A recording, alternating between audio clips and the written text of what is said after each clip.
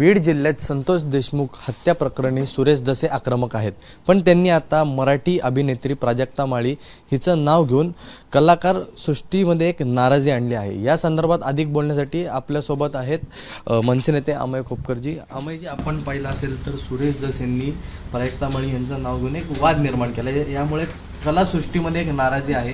आपण आज ट्विट देखील केलं आहे।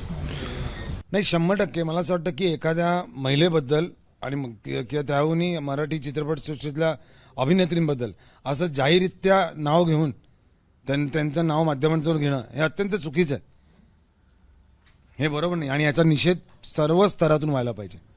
अमयजी, आपण पाहिलं असेल तर महायुती एका बाजूला लाडकी बहीण योजना आणते, पण आज प्राजक्ता माळीवरती असं माध्यमांमध्ये नाव घेणं हे चुकीचं आहे। यामुळे कलासृष्टीमध्ये एक नाराजी आहे। आपण प्राजक्ता माळीबरोबर आज उभे आहात। 100% उभा आहे आणि खरंच नाराजी आहे। म्हणजे ते जेव्हा बघितलं टीव्हीवर किंवा ऐकलं आपण जे काय आहे ते असं जाहीररित्या तुम्ही एखाद्या महिलेचं नाव नाही घेऊ शकत। आज महाराष्ट्रभर मराठी चित्रपटसृष्टी असो किंवा मनोरंजन क्षेत्रातल्या लोकांना महाराष्ट्रभर कार्यक्रमांना बोलवलं जातं, तिकडे त्यांना पुष्पगुच्छ दिला जातो, मान सन्मान दिला जातो, त्यांच्यावर फोटो काढले जातात। याचा अर्थ तुम्ही त्यांची नावं जोडायची असं होत नाही।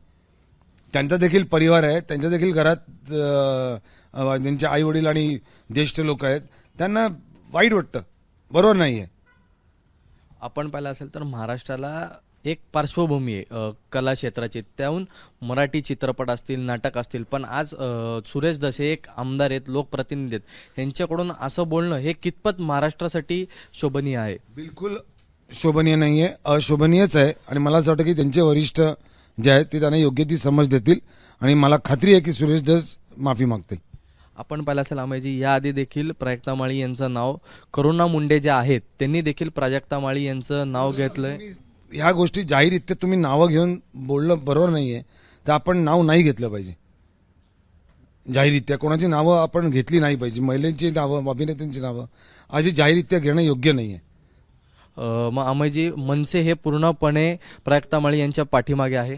100% महाराष्ट्र नवनिर्माण सेना स्थापनेपासून चित्रपट सृष्टीसाठी मागे त्यांच्याबरोबर गंभीरपणे उभी राहिलेली आहे आणि यापुढे देखील राहील।